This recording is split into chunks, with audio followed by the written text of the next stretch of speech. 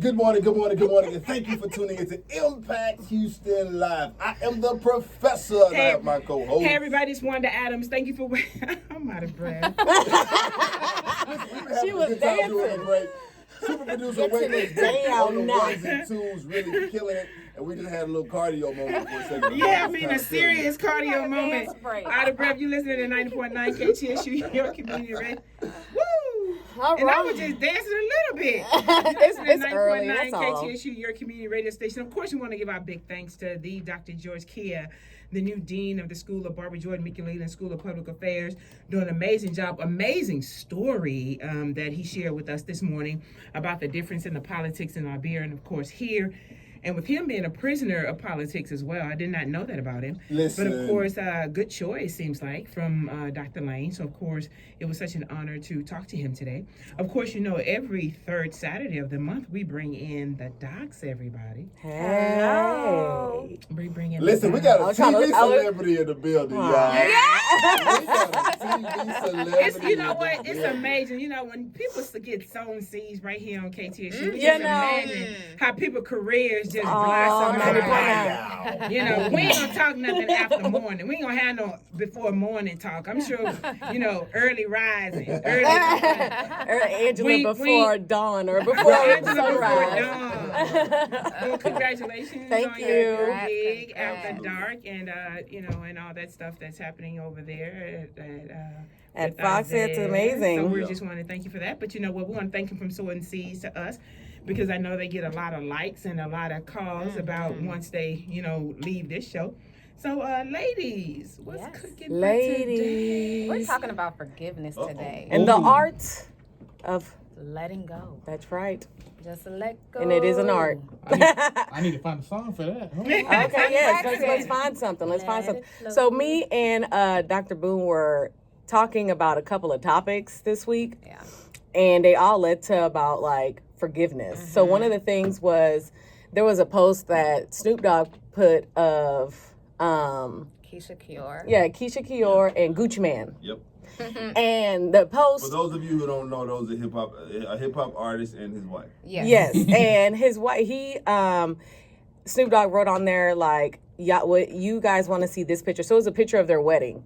And basically in summary, he was saying she went through infidelity, cheating, lying, drug dealing, Gucci Man. And that's how you get to this place. And basically telling women to take note of this if you really want to keep your man or have a man or anything like that. That you have to sell drugs, sleep with somebody else, infidelity, what? You basically have to get drugged through the mud in order to get that ring. Right. Basically, he was saying women, you know, this is a real woman because she was drugged. Is that how his wife got him? Well, that should have been a question back to him. Yeah. There's a lot of questions about it. Your high school sweetheart, who you've been married to all these years, did she have to do that to get you?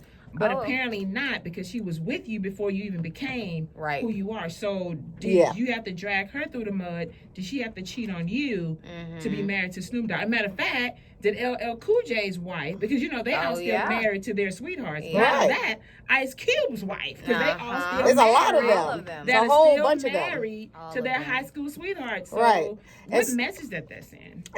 I think that it's a very toxic kind of message. So when I actually asked the question, I did a poll and like it was almost 90% of everybody was saying that it was just toxic. Yeah. It's toxic. And then there was the rest were saying that it's real love. And would you ask your daughter, Snoop Dogg, to be such a writer, as he likes to say? Would you ask your daughter to be that person? So let me be angel advocate for a second, right? Let me play the other side of the coin. There we go.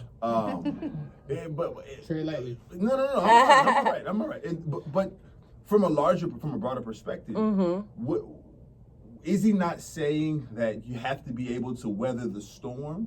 So that's the piece. Yes.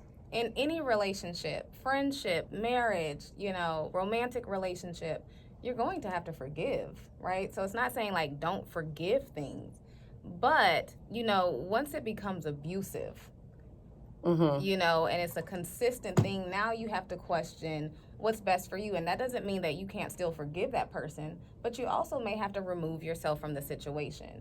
And I think that's the thing that he was frowning upon. He was saying, you know, women now are removing themselves from the situation far too quickly, but claim they want the marriage that this rapper and his wife have. So the problem with the message wasn't the fact that he's advocating love, he's advocating marriage. It's not that. It's the fact that it was said in a way that it's like, this is an expectation for a woman to go through if you want to keep your man. Yeah. And the thing is, that shouldn't be an expectation of anybody. So yeah, relationships are going to go through hardships, storms, marriages are going to go through a lot, but it shouldn't be expected like, oh, well, I'm going to go ahead and go out here and do what I want to do, and you better stay if you want to keep me. Yeah. So that there's a toxicity in that message. So yeah, we can try to make it into something beautiful. And so I got a lot of DMs when I posted it from people who were saying it's real love. Forgiveness is a hard word that people cannot carry. Right. One of it the hardest. Weighs more than pounds that we can even think about because it controls one's life. For sure. And I always tell people, when you don't forgive an individual and whenever you're in their presence, you will immediately retreat the other way. So that lets me know that person still have control over your life. Be it female that have hurt you, male, husband, a girlfriend, somebody who cheated, a boss. Forgiveness is one of those words that's really heavy. And you have to be able to carry it and release it. Yeah, that's what a lot of people don't realize. They think in the act of forgiveness, it means you are excusing the transgression. And that's not what you're doing. You're releasing yourself. You're releasing the impact it has on you. You're not excusing whoever has hurt you, whoever has betrayed you. You're not excusing that. You acknowledge that, but you're choosing to no longer allow it to have an impact on you. And I don't think that people realize there are several types of forgiveness. Right. You have interpersonal forgiveness, which is what we're talking about, Wanda, with the I forgive you, you forgive me. But you also have intrapersonal forgiveness. There's a lot of people out here who haven't forgiven themselves for things. Right? And then, of course, you have situational forgiveness. Hurricanes. Your family member dies in a freak accident, and it's just no one to blame but the situation. Right. And a lot of times that can, in a sneaky way, kind of turn into either inter or intrapersonal. Reason being, if my family member gets hit by a car, I may not forgive myself because I should have been there, right? Or if my family member gets hit by a car, I may not forgive the passenger because you could have done something, right? So there's different levels to forgiveness, but no matter the level, it is a challenge. It is a task. It's interesting you bring that up because I was just, Kira and I, my wife and I, we were just watching a show, excuse me, called Raising Dion. I was watching that. And so the wife is upset and hasn't forgiven her husband for dying. Right. And I've never experienced that. I've never heard of anybody. Right. I know that there are so many elements to grief and so many entry points and people how they can express it, but that just blew my mind. I'm sitting there looking at the screen like, wait a minute, whoa, I get being upset and hurt, but I never conceptualized the idea of, I'm pissed off at you, I love you, you passed away, you left me and your son here. Yeah. You know what I'm saying? And that I was like, well, I mean, it moved me to tears, but it was a real interesting moment for me. I never approached forgiveness from that standpoint. Right, because you feel like somebody says, I'll never leave you, and they pass away, it feels like abandonment, even though logically we know, he didn't do this on purpose. Right. It's that feeling of abandonment. And then especially if you're going through a lot of things after this person has passed away, it's almost like I can't forgive the situation. Exactly. I can't forgive that you've left us in this place and we're not really in a good place. Yeah. So So I saw that show. I sat there, I watched the whole season. Yeah, I binged it. And I watched the whole season, and and it was also part of the fact that there was a secret he never told her. For sure. So don't tell that, because I'm going to go I know, I'm going to watch it. It's good. Netflix. Yeah, and it's about. Go ahead and watch it. Yeah, it's a really good show. To that effect, Raising Dion. when you guys let us know the topic for this week that you wanted to discuss, I go in, I do my research and look into stuff, and I found it like kind of an annotated bibliography from Berkeley. And it posed a question, and I don't want to pose it to you guys. Is forgiveness an emotion or is forgiveness a behavior? I think it's both. I think it's a combination. As a behavior, if I'm going to forgive you, I have to act as though I forgive you. That doesn't mean I'm expecting you to act like I've forgiven you, though. So that's another layer of it. I have to act as though I've forgiven you, which is that release. It's the, okay, well, I'm moving on to the next part of my life, or I'm going to keep pushing forward. I'm not going to stay stagnant. And then the emotional part is actually like feeling peace amongst the storm. So it's the eye of the hurricane analogy. Like, I'm in the middle of the storm, but I'm in the eye. I feel peace, even though everything around me may not be the way it should be. And I want to clarify, when we act like we forgive, I don't want people to think that means that you have to, if an uncle molested you and you still have to deal with that uncle, that does not mean you have to be like, hey, Unc, how you doing? Let me sit on your lap. You don't have to act that way. Right. The act can be, I'm setting my boundary. I forgive you, but I'm not coming to Thanksgivings if you're there. Right? But it's just connecting an action. And that's okay. Yes. That's okay. okay. Some people feel that like, it's not okay that I have over there. Right. And Kaylin said, does forgiveness control your behavior? It does, because if it's not honest forgiveness, it will control your behavior to turn as, I hate you. I don't like you. But you say you forgive me, but I hate you. It's the same thing with marriage, divorce. You know, I tell people all the time, it takes both of you.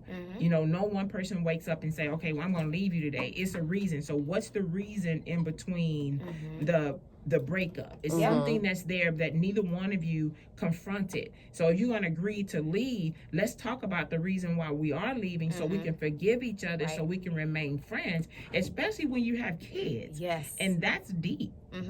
We do not confront unforgiveness. We like to think that if it's not bothering us on the day-to-day and you don't necessarily think about it every day anymore, oh, I forgive them. You know, until they're in your face. Until they're in your face, and that's not what it is. If you can really search yourself and say, when I think about that, I feel a little something, then there's some forgiveness to be had. There's definitely some forgiveness to work on. And I think one thing, like in our community, well, just in general, like I said, we walk from day to day and we think that if, you know, we don't have to deal with the person, we forgive them. But deep-seated unforgiveness is very alive and well. So this forgiveness thing is, I mean, it can be tricky, right? It can be extremely fluid. It can be a number of different things. With that being the reality, how or is there a standard by which we can measure how we've forgiven? I actually did my dissertation on forgiveness. Well, come on. So she got a lot to say. There is a measure. There are measures. Very hard to find because it's kind of a hypothetical construct. Yeah. But there's a way to measure it. I don't know if people are going to take the steps to like go, you know, download the assessment. I can't even remember the name of the assessment. Sorry, docs, who taught me. But there's ways to measure it. I don't know in the day-to-day if there's an actual way to measure your forgiveness. I would just say check in with yourself and be honest with yourself. I think a lot of us look at forgiveness as weakness or an excuse for somebody to behave inappropriately. And I think once we really check in with ourselves and say, when I see this person, I'm not okay. That's your measure. You know, that's your subjective measure of, do I need to work on this? And again, it does not mean you are excusing the transgression. It means that you are choosing to let it go, not even let it go. I want to not use these words because people are really, forgiveness is tough. You're choosing not to allow it to impact your life in the way that it has, you know, previously. Forgiveness is freedom. Yeah, and it really is. If you've never gotten anything about forgiveness is freedom. Yes, it is hard. Yeah. But as soon as you tackle it head on and release it, it is freedom. Right. Freedom to live, freedom to sleep. Because when you don't forgive people and you know you have that inner hate about that individual, you toss and turn at night. You're going to constantly think about that person. Right. You're going to constantly find yourself talking about that person. It's freedom. And it's like a release. And people need to understand that, because I'm talking from experience. I'm not talking because of what I read. Right. Because I had to forgive some people in this political world. And for me to have to forgive you, and still when I see you, walk up to you and give you a high five, mean I literally forgive you. And once I've forgiven you and you keep doing it, I'm going to forgive you. But at that time, don't come to me because I've given you so much. But you don't know how to take it. When I have forgiven you, let it go. But some people just don't know how to, don't keep beating it, right. The thing is that the biggest quote around forgiveness is the ultimate act of love, right? But it's not because I'm trying to show you love or make you feel my love, because it's like Dr. Boone was saying, it could be self-love, feeling love for myself.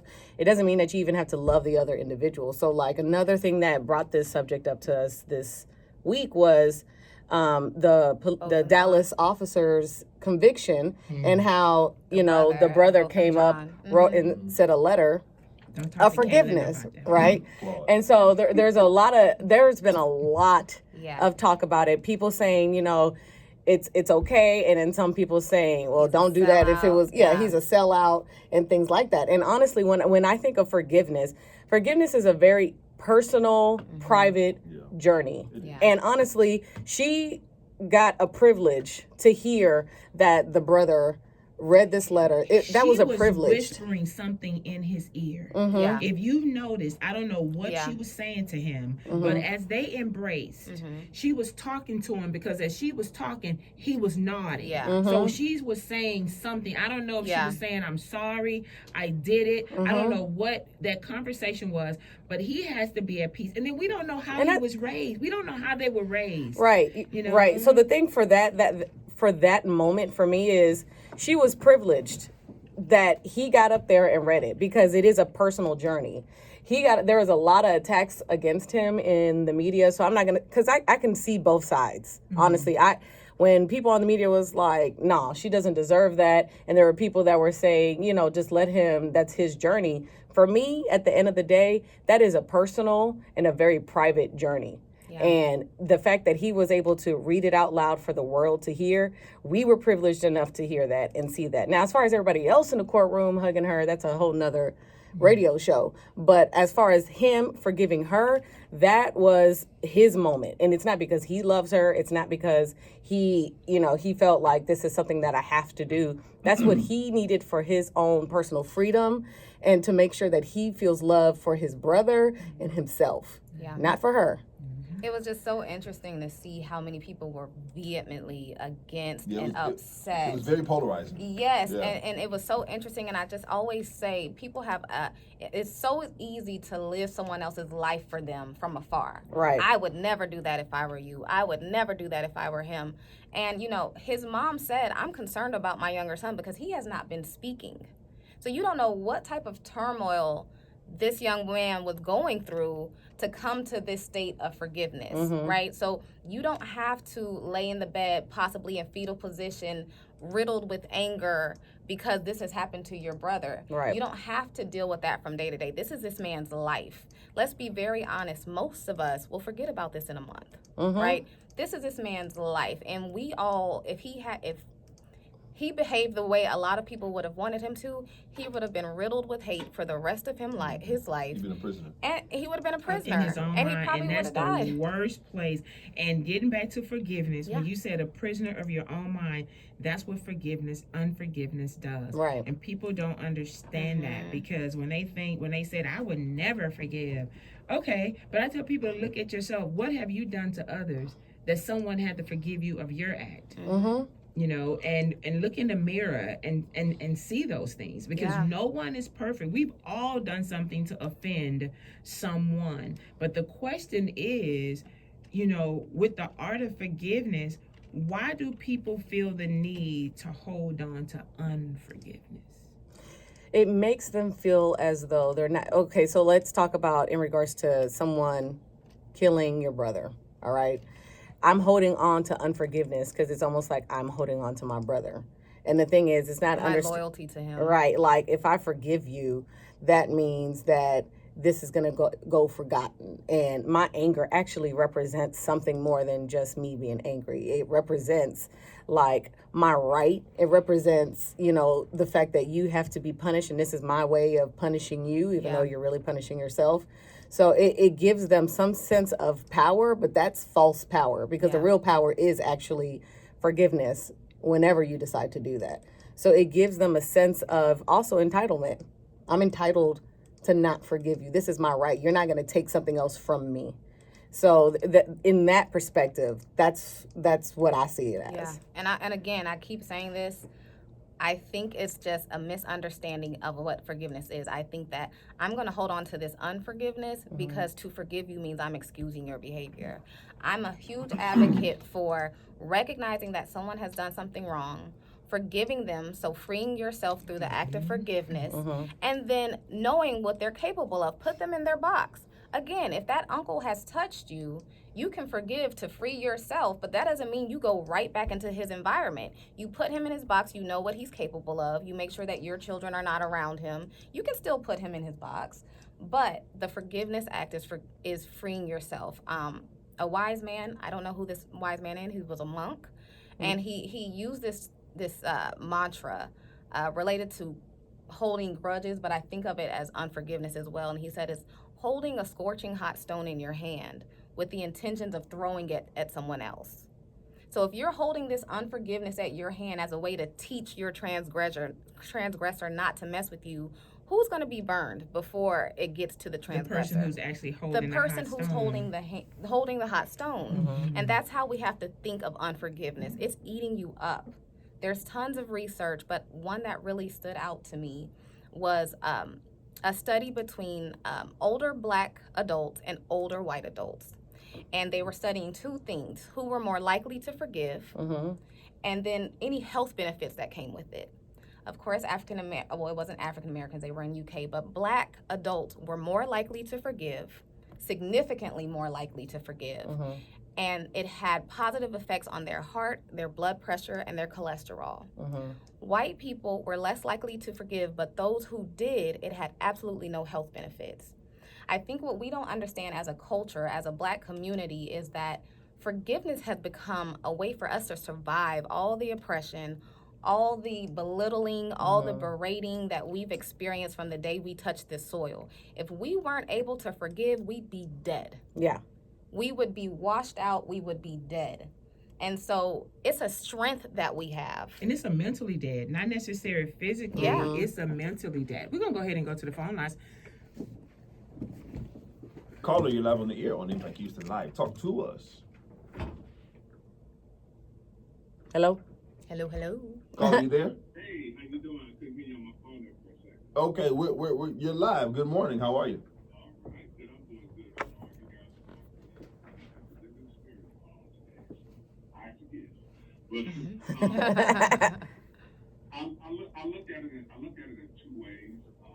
One way is why do people hold on to grudges and not want to forgive? It's kind of like walking upstairs, and the grudge and holding that is kind of like the banisters on the stairs. It gives you something to hold on to.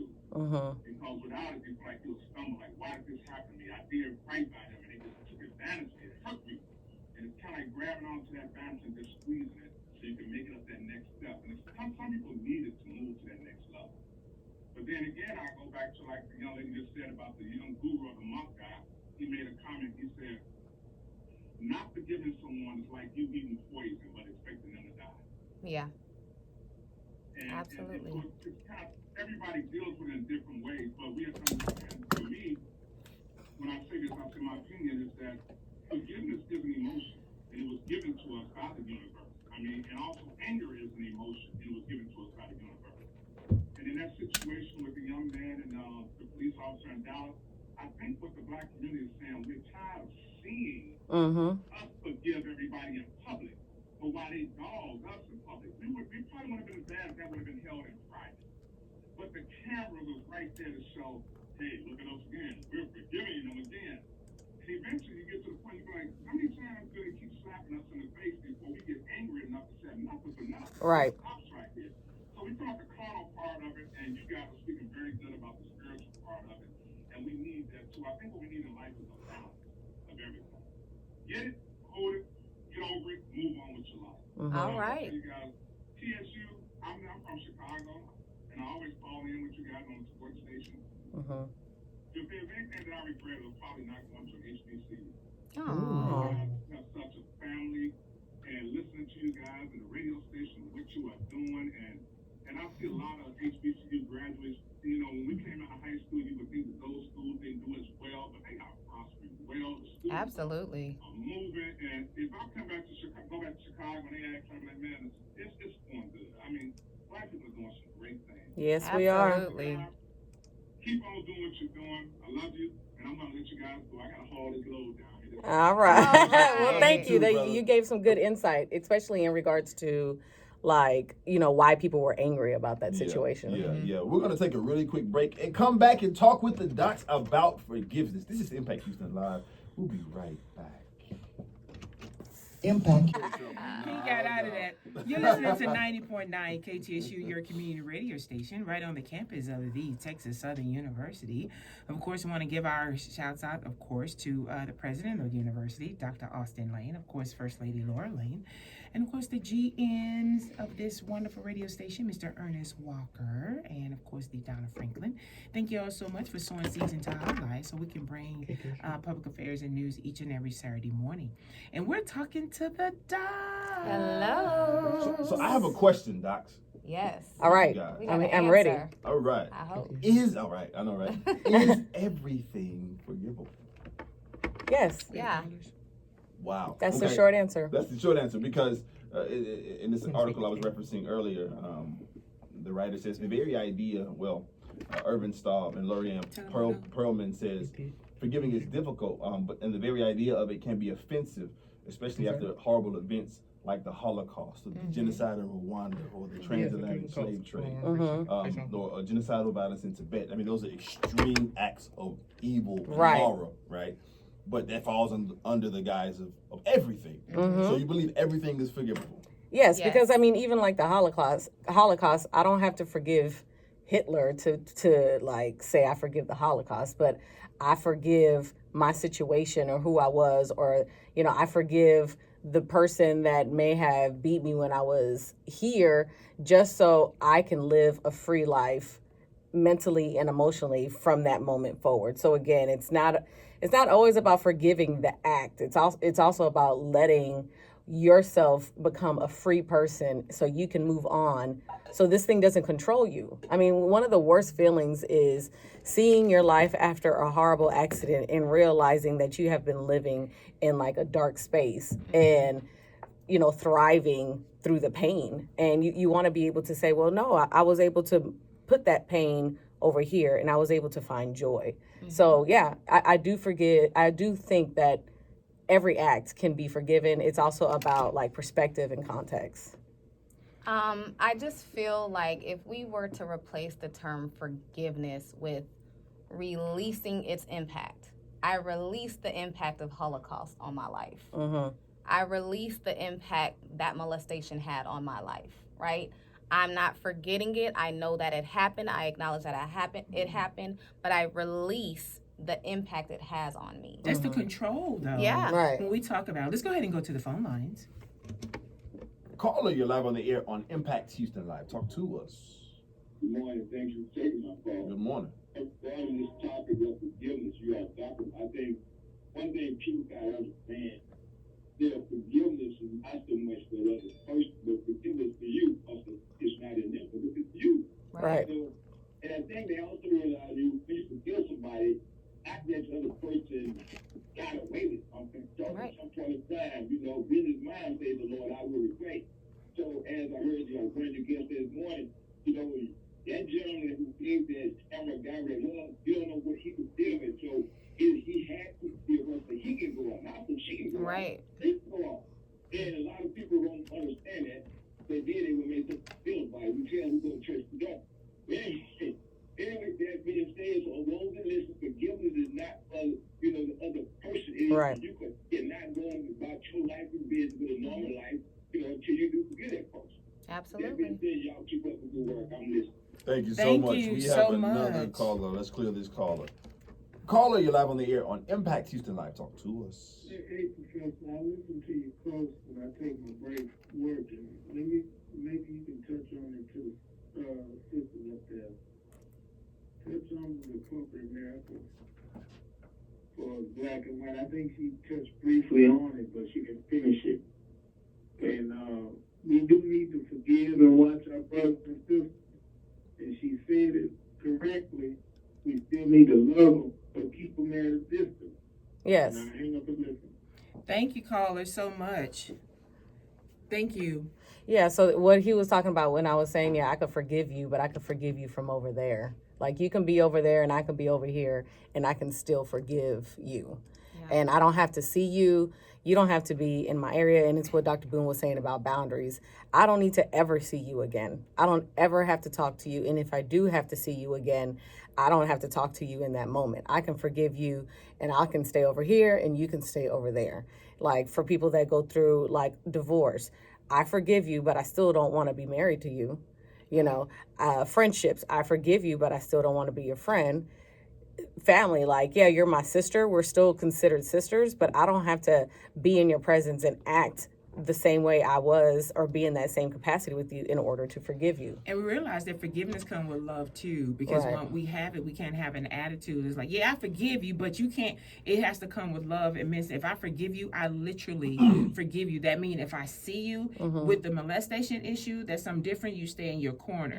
Divorce can be, yes, something happened in our marriage. I forgive you for the betrayal, and I honestly, so if I see you out somewhere, I can say, hey, you know, whatever. But not at a point of we can't take it. Why forgive him? So if I see him, look at him, I can't stand him or stand her. So we have to watch when we say that of the attitude of forgiveness that we have, because if we don't, again, that release will not happen. Because relationships, when people have been married for so long that all of a sudden their marriage breaks, they are damaged to a point where if they see him or her again, they cannot even look at them. They cannot, because it's so deep, but that is preventing you from getting into your next relationship because you're harboring the hurt from the previous. That's why I call it forgiveness is release. If you don't remember anything, it's like this weight that is lifted off of your shoulder when you do it genuinely. Right.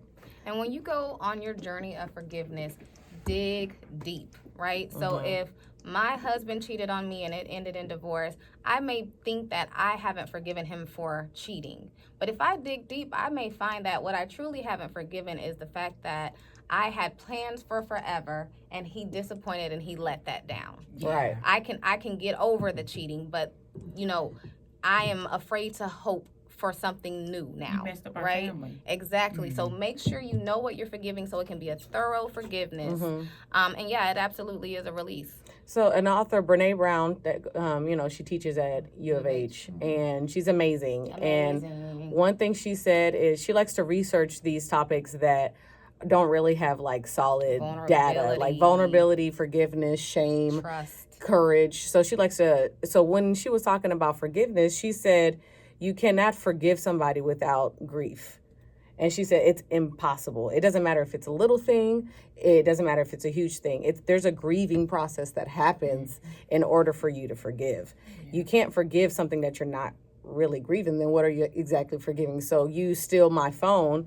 That's a smaller act, but I can still forgive you because I grieved that I didn't have my phone. I grieved that you actually violated my space. So I have to go through this grieving process. It can be a short process. Could be a very long process in order for me to forgive. So those two go hand in hand. I want to switch to a topic right quick that I think is a real topic that I want you all to hit on because they are actual doctors, you guys, about parents. Let's talk about parents because you have a lot of people that will not forgive their parent. If it's the mom or the dad, if it's divorced me my mom at a young age, I can no longer forgive my dad. Even if someone passed away and the unforgiveness was there, let's talk to the heart of that individual for whatever the hurt was among that parent, that they are mistreating their parent because they cannot forgive them for whatever act it was. Let's talk to that individual who's probably dealing with that situation. So you're saying that if you're a child, if you're an adult child who have yet to forgive your mom, your dad, whatever the situation may have been, that you actually have people who cannot forgive their parents for whatever happened. It could be my dad divorced my mom many years ago, and we had to grow up in a single household, and I can't stand him. Or my dad was an alcoholic and he abandoned us. Or my dad told us he was going to the grocery store and he never came back. My mom, for whatever the reason is, it doesn't matter. I mean, the reason can be bad, but it doesn't doesn't matter because that person do not have a relationship with that parent Mm-hmm. because of whatever the mistreatment has been, and they cannot forgive. Let's talk to that individual seriously because there are some issues that people are dealing with unforgiveness of parents. If you are an adult child or a child, whoever's listening, who has been hurt, betrayed, in any way by a parent, and it has had its hold on you. Again, first thing, we need to start working towards forgiveness. How do I do that? What exactly are you forgiving? Are you forgiving, are you having a hard time forgiving your mom for not protecting you? Or are you having a hard time that, you know, the dad was an abusive person and mom didn't leave?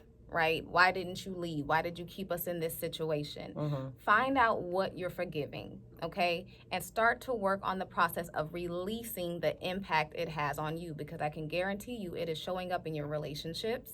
It is showing up at your work. It is showing up in other ways, right?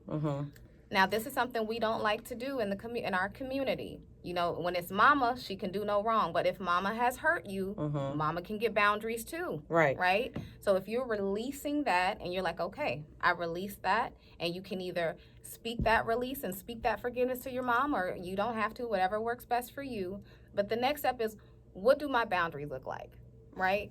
Go ahead. You know, the thing is that as a child trying to forgive or not forgiving your parent, you start realizing your unforgiveness for whatever the situation is makes you act out of character. You start becoming something in somebody that you didn't want to be. So somebody, you know, you're acting horrible to your mom or horrible to your dad because you can't forgive them, then you are acting out of character. You didn't grow up saying, I want to be mean to people, but you're acting mean to another human being. I'd rather you just leave that situation if you can. If you're not a child, get away from your parents. Don't talk to them again. If it means, okay, if I'm around them, I'm going to treat them like crap. If I'm not around them, I don't even have the opportunity to treat them like crap. I can try to have some kind of life. Then you need to remove yourself from the situation. Unforgiveness leads to breaking down who you are, your character, your moral values, things of that sort. It doesn't give them an excuse to continue to do what they have to do. But I know forgiving a parent is one of the hardest things, because those are the people you're literally born into this world, and you're supposed to forgive this person. It's almost like it's automatic. I will also say for adult children, it's really important that you try to see all of your parents. Because sometimes we just see mom as mom. It is just this entity, and you are just the mom. But if you ever dare to go back and learn what your mom went through, right? It starts to draw a different picture, and then you start to have a little compassion. Like, oh, I didn't know that you were abused when you were growing up, right? And so now I understand. I don't excuse, but I understand your substance abuse. And it helps me to release its impact on my life. It really helps for adult children to go back and learn the history and all of their parents. See the whole picture. See the whole picture, because sometimes you're just mom and you're only supposed to be this type of person. But when we see mom and dad as an actual human who has their own journey and who has their own emotional history, it helps sometimes. It's like a puzzle. Like if you're completing a puzzle and you're missing pieces, you leave it on the table and you have to look at it every day until you figure out how to put it together. But once you're able to see the whole picture, you're putting the puzzle pieces together and the whole puzzle is put together, you feel peace. You put it all back into the box and you put it away. And it's almost the same thing that we do with forgiveness. Let's go to the phone lines. Caller, you're live on the air. Caller, you're live on the air on Impact Houston Live. Talk to us. Good morning. This is such a great subject that you all are sharing with us this morning. Thank you. It is really spiritually deep. Yeah. And I know we don't like to talk about things on a biblical basis, but that's exactly what it is. Unforgiveness keeps you from responding appropriately, adequately, that will actually benefit you. It hinders you from thinking properly and responding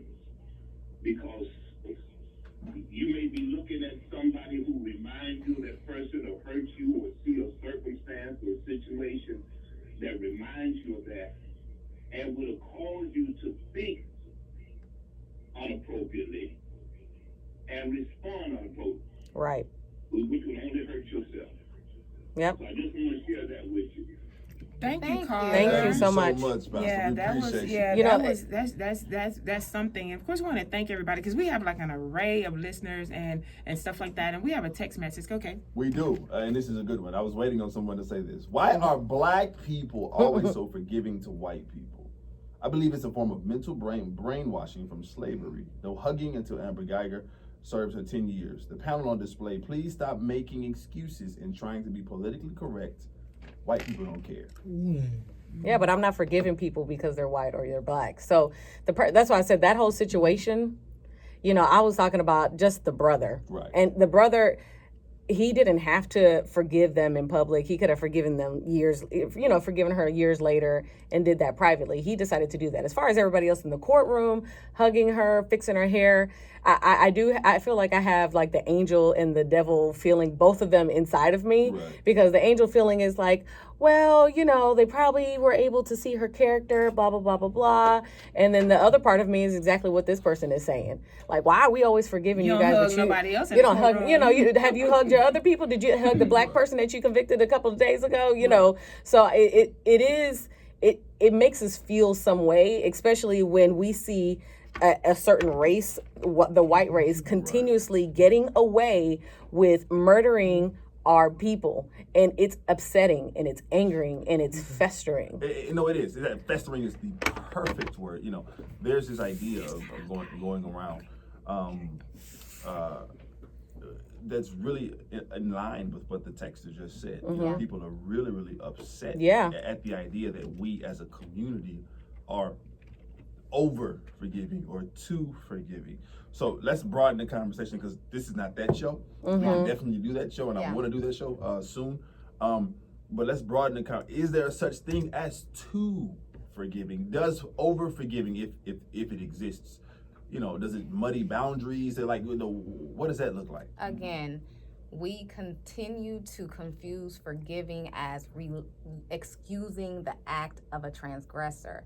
If you truly think of it as releasing the impact it has on your life, no, there is no such thing as over forgiving. Think about the orphans in China and all those places where babies literally die from a lack of love. Mm-hmm. Do you dare to believe that we can't die from an influx of hate? Mm-hmm. Like, we can die from that. Right. Studies have shown it. It has physical impact on our body. We are a forgiving people because we are an oppressed people, and there is more for us to forgive. White people don't have as much to forgive. Let's just be honest about it. And they have a lot to forgive for, but some people just choose not to, that it did not exist. Let's go ahead and go to the, I know, let's go to the phone lines. Caller, you're live on the air on Impact Houston Live. Talk to us. Yes, I just want to ask one question. Go ahead. Should there be an expectation for forgiveness? That's a great question. All righty. No. Go ahead, Docs. No, there shouldn't be an expectation, because again, like it's the same old saying, forgiveness is for yourself.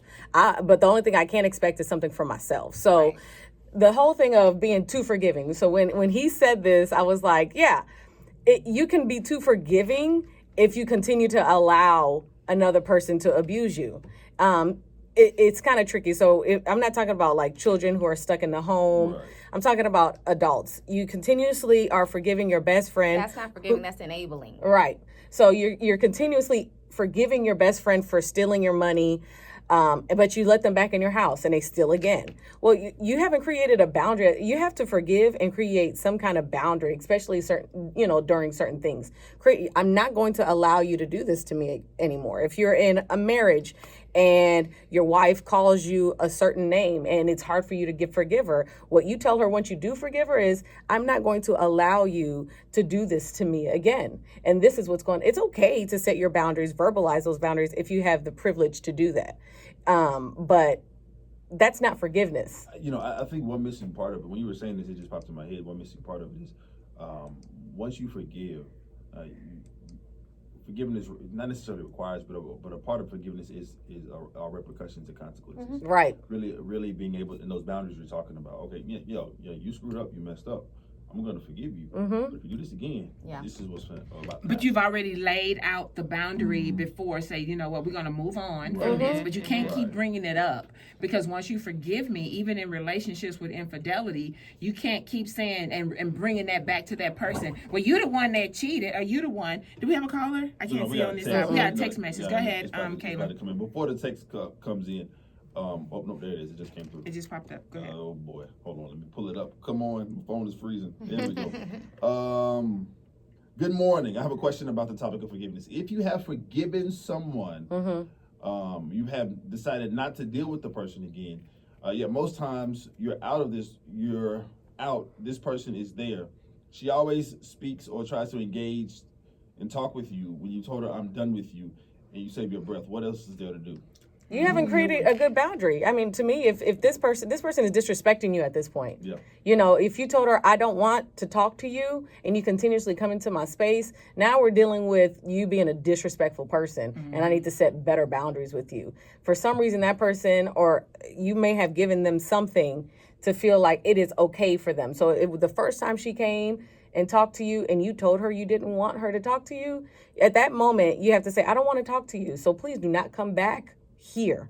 If she comes back, that means that's a level, that's a disrespect. That means no phone call, don't answer the phone. And let's be honest, the person who continues to come back and talk to you, they may just be selfish. Like, I still want you in my life, and so I'm gonna keep trying.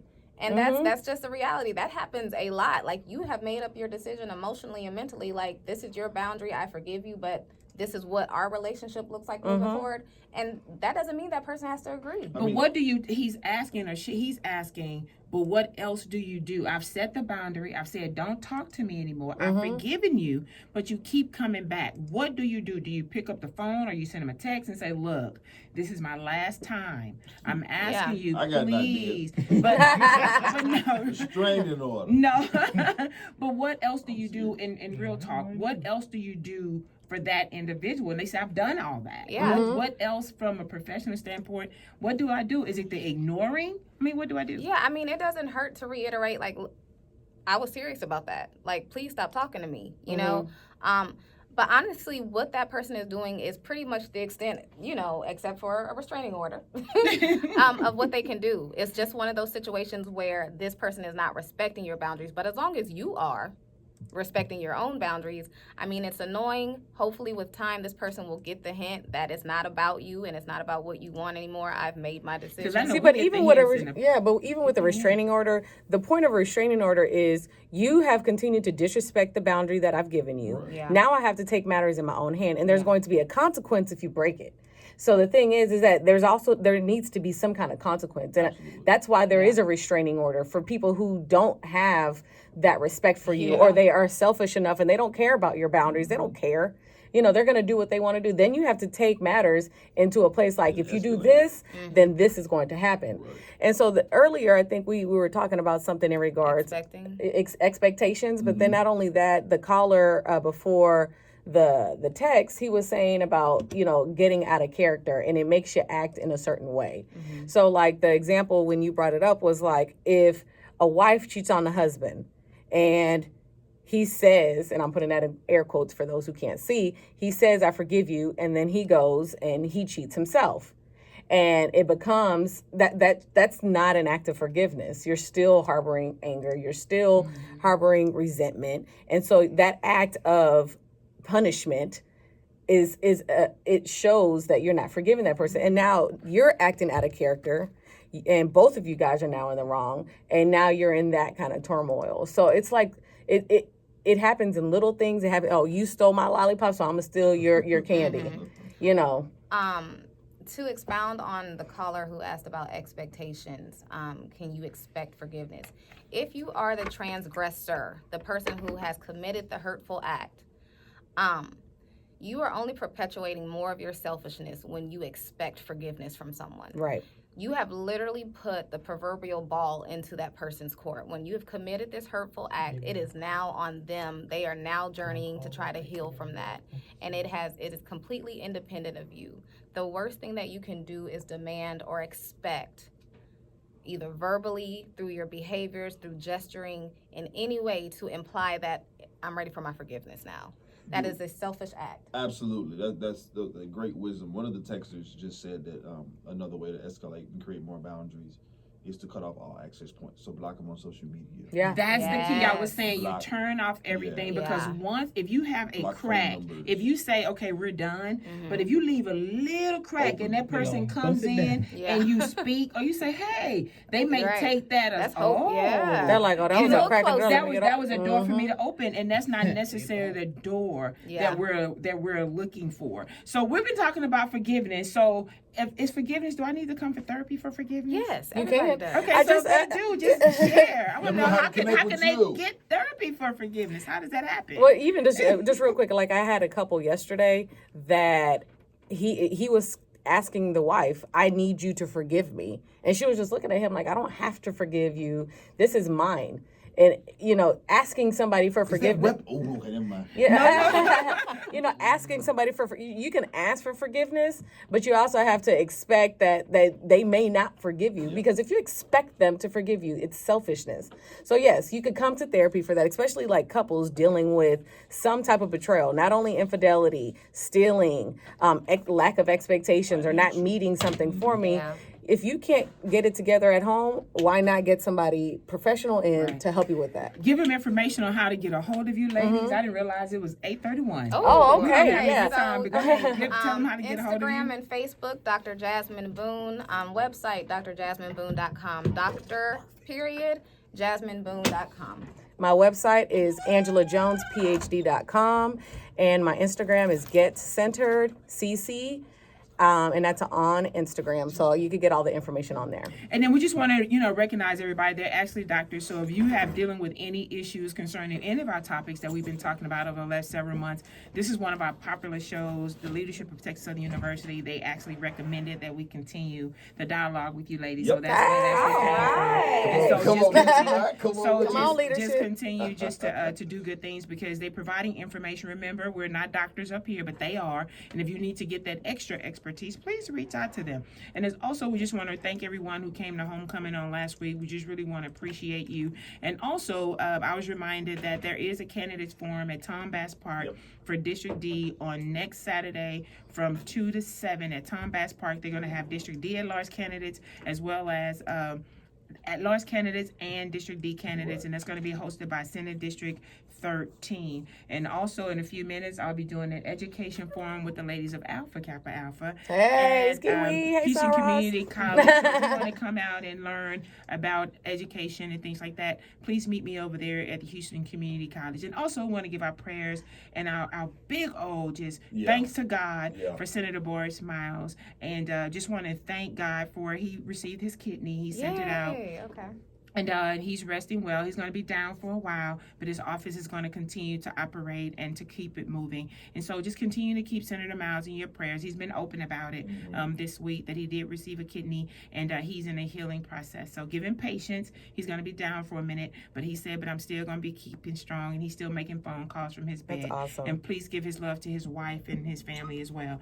We just want to, go ahead. We also want to give a special shout out and condolences to the Cummings family. Right. Elijah Cummings, he's been a pillar in our community in the political process, riding for our brothers and sisters all over this country, especially in the Baltimore area. So we lost a good one, and we lost him early, but his impact and what he is, what he has done will continue to keep going. So you've been listening to 90 Point Live. Mr. Michael Jackson, thank you so much.